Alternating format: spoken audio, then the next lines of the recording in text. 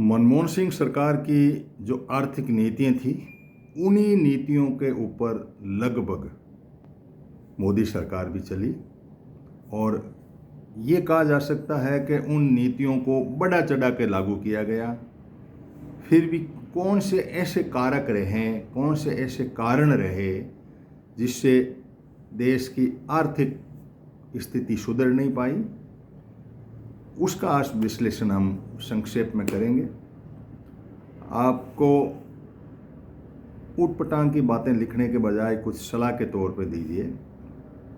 मनमोहन सिंह जी का जो प्राइवेटाइजेशन का एरा था, उसको इन्होंने बूस्टअप किया, लगभग सारे पीयूसीयू को प्राइवेट की तरफ धकेल दिया। तो वो नीति को इन्होंने बहुत ज़्यादा तेज़ रफ्तार से उस पर लागू की।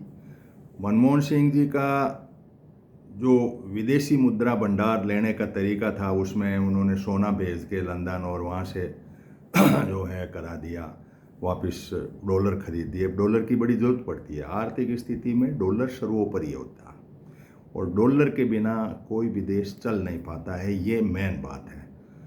अब वहाँ से यदि हम इस एरा में पहुँचें कि भाई लगभग वही नीतियाँ थी, तो कहाँ कमी रही। तो कमी ढूंढने के अंदर जब हमने विश्लेषण किया, कमी एक तो ये रही कि इन्होंने दो ही व्यापारियों को आगे बढ़ाया। इन व्यापारियों ने देश के साथ में यूँ समझो कि अपना धन बढ़ाने के चक्कर में, दुनिया में टॉप होने के चक्कर में सारा धन जो है वो अपने कब्जे में लिया, सारी व्यवस्था को अपने कब्जे में लिया। इनकी कंपनियों को, जैसे हिडनबर्ग ने कहा है ना, तो झूठ नहीं है। अब आप रिकॉर्ड चाहे कुछ भी कर दो, कुछ भी बना दो, लेकिन बेसिक बात यह है कि इन्होंने शेल कंपनियां बनाई, शेल कंपनियों के मार्फत वहाँ से शेयर को बूस्टअप किया, उसका वैल्यूशन बढ़ाया। अपनी कंपनियों का वैल्यूशन बढ़ने से लोनिंग का अच्छा इनको मिल गया, इंटरनेशनल लोन भी मिलने लग गए और अडानी जी टॉप में दुनिया के व्यापारी बन गए। और उसके अंदर मुख्य भूमिका इस सरकार ने निभाई। इनको कुछ लोन की ज़रूरत थी, लोन क्या चंदे की ज़रूरत थी, और उसको लोन की ज़रूरत थी। तो लोन और चंदे के बीच में देश फंस गया। अब यहाँ से हम ये देखें कि कुछ बाहर से परचेजिंग हुई, जैसे राफेल की हुई, तो राफेल में इन्होंने अंबानी के भाई को घुसाना पड़ा मेंटेनेंस के अंदर, जो कुछ जानता ही नहीं था, राफेल की पूंछ टांग भी नहीं, लेकिन उसको दे दिया गया ठेका। तो ठेका देने की प्रवृत्ति, जो माइनिंग के क्षेत्र हैं, कोल क्षेत्र हैं या कोई भी क्षेत्र है, उनको एक व्यक्ति को, कुछ कानून ऐसे बदले गए, एमएमडीआर कानून जो है वो माइनिंग का कानून है, उसमें ऐसे बदलाव किए गए 5-7 कि वो ठेके पूरे के पूरे अडानी जी को चले गए। एक ही व्यक्ति के पास सारे ठेके आ गए। इस तरह की व्यवस्था की गई कि जहाँ सारा समुद्र तट उसको अडानी जी को दे दिया गया। यानी मनमोहन सिंह जी और इनके बीच में एक गलती तो ये रही कि इन्होंने दो व्यक्तियों को ही तवज्जो दी, और इसके कारण से इन दोनों व्यक्तियों ने देश में जॉबलेस ग्रोथ करने की कोशिश की। जॉब किसी को दिया नहीं। जॉबलेस, जॉब यदि देते तो युवाओं के पैसा हाथ में आता। जॉब में जो ब्लू कॉलर जॉब थे, आप वाइट कॉलर जॉब मत दीजिए, वो सरकार की व्यवस्था हो सकती है। ब्लू कॉलर जॉब हमेशा कंपनी देती है। ब्लू कॉलर जॉब आप देते इनको, तो इनके हाथ में पैसा आता। पैसा आने के बाद में ये लोग उस पैसे को मार्केट में लॉन्च करते। लोन करने के बाद में वो जो मैन्युफैक्चरिंग सेक्टर बढ़ता, मैन्युफैक्चरिंग सेक्टर बढ़ता तो मेक इन इंडिया बढ़ता। ये सारा कोलैप्स हुआ इस बेरोज़गारी से। आपने बेरोज़गारी बिना मतलब ठूंसी, वो ठूंसने के अंदर सरकार नहीं, ये इनके हाथ में दे दिया गया ढांचा कि भाई तुम इनको रोज़गार दो। स्किल इंडिया 10, 20, 30 और 40 जो है आर्टिफिशियल इंटेलिजेंट का पूरा इनको दे दिया कि आपके पास, इनके पास इंफ्रास्ट्रक्चर था, कॉलेजें साथ में थी कि इनको स्किल करो। इन्होंने स्किल के नाम पे सिर्फ इतना ही किया कि उनको नाम लिख लिया, जो सब्सिडी थी वो उठाई खाई।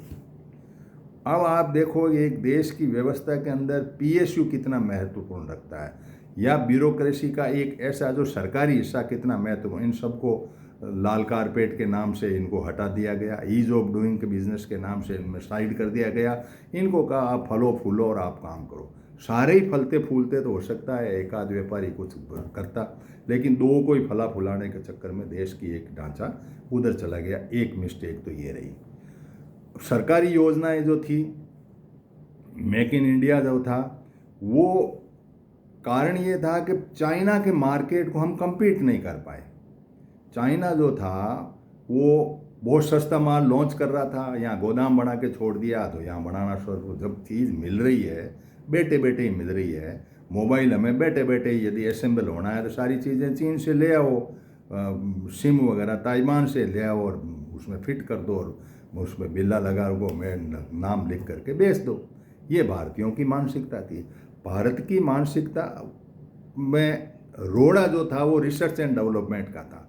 आपने यूनिवर्सिटी को रिसर्च एंड डेवलपमेंट दिया नहीं, रिसर्च एंड डेवलपमेंट नहीं दिया तो बैठा बैठा आदमी तो यही करेगा ना, असेंबल करेगा और बेच देगा।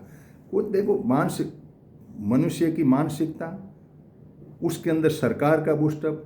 सरकार ने यहाँ R&D के पैसे खर्च करने के बजाय वो पैसे उधर खर्च कर दिए उनके ऊपर, और इंफ्रास्ट्रक्चर डेवलप करने के नाम से आप लोन ले आए बाहर से, करीब 300 लाख करोड़ का लोन हमारे भारत पे कर दिया।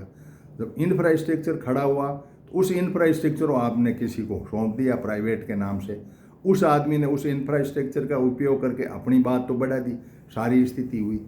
तो आर्थिक स्थिति के अंदर व्यापारी, लोगों की मानसिकता, सरकार की नीतियाँ लगभग मनमोहन सिंह जी की थी, लेकिन इन लोगों को लिफ्ट देने के कारण से, और कुछ ऐसे लोग थे बीच में जिन लोगों ने लूट खसोट मचाई, और मोदी जी सिर्फ वोट बटोरने वाली राजनीति ही करते रहे, इस नीति के ऊपर उनका ध्यान नहीं गया।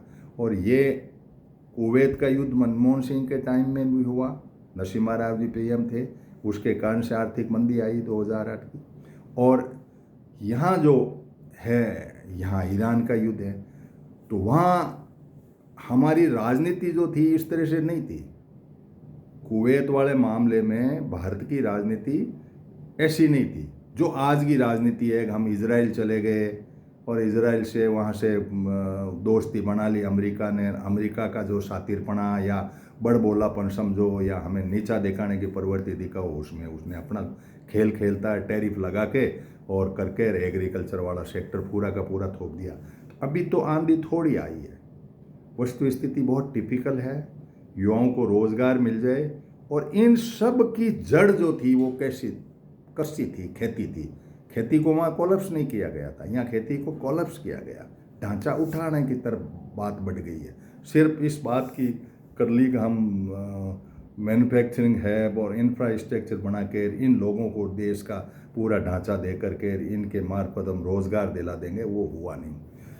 सोचिए, हो सकता है कि हम कुछ उस लेवल तक नहीं सोच पाए, और इस मानसिकता से मत सोचो। इसके ये जितने प्रधानमंत्री आए ना, ये इनका यही ढांचा रहेगा, क्योंकि हमारी मानसिकता में भी प्रॉब्लम है। हम उस लेवल तक नहीं सोच पाते हैं कि भारतीयों को राष्ट्र हित में कुछ बातें अलग करने की हैबिट नहीं है। कमाने की हैबिट है, नौकरी लगाने की हैबिट है, पैसा कबाड़ने की है, बचत करने की है, ये सब हैबिट तो है, लेकिन हम डेडिकेशन के भाव से उसके अंदर नहीं कूदते हैं। एक बार जब कोई डाउनफॉल आता है तो उस डाउनफॉल के लिए डेडिकेशन ज़रूरी होता है, जहाँ त्याग कहते हैं। नाम मात्र का त्याग या नाम मात्र की झूठी राष्ट्रभक्ति से दुनिया नहीं चलती।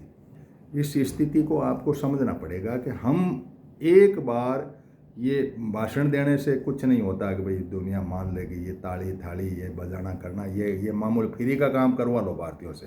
ये तालियां बजवा लो, थालियां बनवा लो, मोमबत्ती लगवा लो, वो कर लो, नारे लगवा लो, कुछ भी कर लो, लेकिन जब खुद के शरीर को झोंकना होता है तो वहाँ नहीं होता है। तो ये बातें विशेष ध्यान रखिए।